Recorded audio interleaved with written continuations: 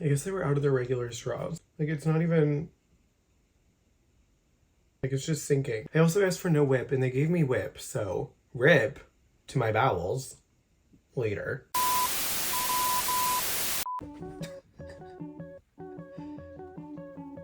Hello everyone, my name is xtian. Welcome back to my tube. So, K-pop. Literally probably one of the fastest moving industries in the world. It feels like every day there's a new group debuting, a new group disbanding, a new dating controversy, a new album, a new dance trend, new fashion trend, new hair trend. It's hard to keep up. It's impossible to keep up. I think that K-pop is more relevant now than it ever has been before, and I've been into K-pop for almost 6 years now, so I thought, why not dip my toe into the K-pop news world? Why not?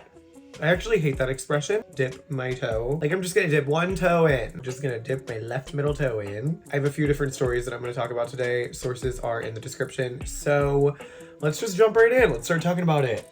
Cha-cha! Okay, so LESSERAFIM just released their new album, Unforgiven, and forgive me, but I'm obsessed with it. Burn the Bridge, so good, so freaking cool. Unforgiven makes me wanna go back to Arizona and like ride a horse. I mean, every song on the album is really freaking good. I'm also glad that they included all of my favorite songs from their first 2 albums on it as well. Now I can just play this album all the way through, and it hits all of my favorite LESSERAFIM songs. I really love all the members' voices, especially Sakura. I know a lot of K-pop fans don't like how a lot of groups are singing a lot more in English these days. Like this album, the new songs at least, are probably about 35% in English, maybe a little bit more, but I personally love it. Obviously because I'm an American.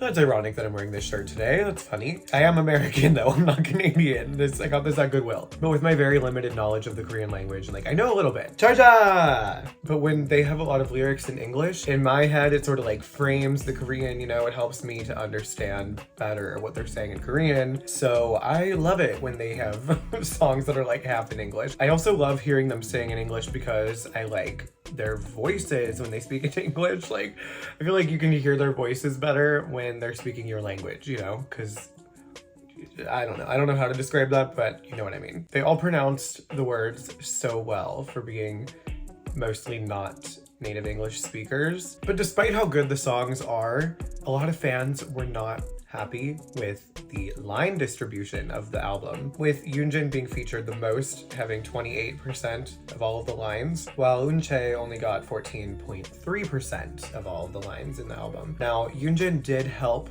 to write 2 of the songs, and she did compose one of them, and honestly I feel like all of the parts that Eunchae sang really stood out, and they were perfect for her voice. I listened to the album probably like 5 times all the way through before I even heard about this and really noticed the weird line distribution. And I say weird because it's not just the gap between Yoonjin and Eunchae, it's also like the weird staggering of who has how many lines, because Kazuha and Chaewon both have around 20%, and then Sakura has like 16. So it's really pretty disproportionate. Taking a look at this graph really shows the difference in everybody's amount of lines. Now, again, I have to say, listening to this album, I think that every member did have their moments. I didn't feel like anybody wasn't featured enough. And I think it's important to remember that Yoonjin is the lead vocalist. So it isn't necessarily a shocker to me, nor a bad thing, in my opinion, for her to have a few more lines in each of the songs than everybody else. But what do you guys think? Do you think that lines should always be distributed as evenly as possible among groups? Do you think that the members have a say in who sings what and how many lines everybody gets? Let me know downstairs. So next I want to talk about Ningning from aespa admitting that they stole a song from another artist, and not just any artist, an artist from inside their company and inside their phones. If you're anything like me, you have not been able to stop listening to aespa's new song, Welcome to My World, featuring Naevis, the connector of Kwangya, the world where aespa's virtual avatars live, to the real world where aespa lives, and where we live, I guess. Well, maybe not for you. Maybe I live in the virtual world for you as well. So I hate sitting in this position. I look like 2-ton Tammy. The song is incredibly cinematic sounding. It builds perfectly, and the girls' vocals, as always, are no joke, especially Ningning. Her vocals really stood out for me in this song. I think that she has the perfect vocal tone for a song like this. I also think it's cool to finally meet naevis in the real world. I remember people being really annoyed earlier this year when SM announced that they were going to be debuting naevis, this fictional character in aespa's storyline, while fans have been waiting seemingly forever for aespa to release a new album. But now we finally have a new aespa album coming out on the 8th. So in just a few days, Ningning, my favorite member, spilled some very interesting tea the other day about this album and this single, Welcome to My World, more specifically. While texting with fans on Bubble, which is like a messenger app that the K-pop stars use to chat with their fans, and she said that the song Welcome to My World was actually supposed to be naevis's debut song. Apparently, the girls had heard it and they loved it so much that they took it for themselves, at least according to Ningning. Not that I think Ningning is lying, but I'm sure that there's more to this story than just the girls wanting this song and then the company being like, okay, you can have it instead. I am not surprised to hear this though, because I think you could just barely tweak the lyrics to this song and make it perfect for naevis. But I cannot imagine this song now without the aespa members' vocals. And I also think that it is the perfect intro song for their new album, My World. Have you guys already pre-ordered aespa's new album? What do you think of the new song? You already know that I love it.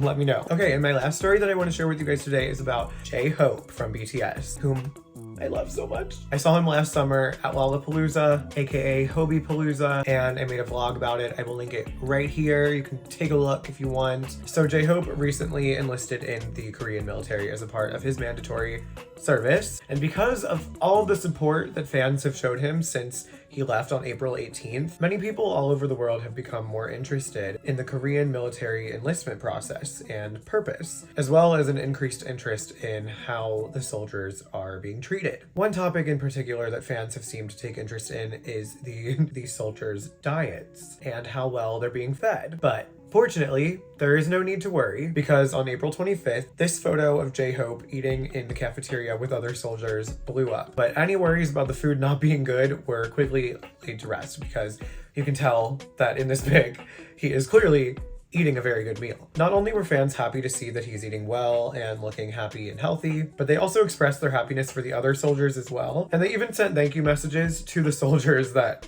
had cooked the meals that day for everybody and gotten up early or got ready earlier to do that, which I thought was really cute. That was really adorable. Armies supporting armies. That's what we love to see. But not only did this photo go viral, the facility that JHope is currently at actually opened a Twitter account to post updates of the meals that the soldiers are eating every day. And I'm not gonna lie, they look pretty freaking good. They're mostly comprised of what you would normally think of as like standard Korean meal type foods, you know? There's a lot of kimchi, a lot of potatoes, a lot of rice, but also a lot of steak, chicken, and fish. The tweets even include little pictures of the meals, which is freaking adorable. Like, that's so funny. I'm happy for JHope. He looks like he's doing really, really well. And I'm proud of him for his, oh my god.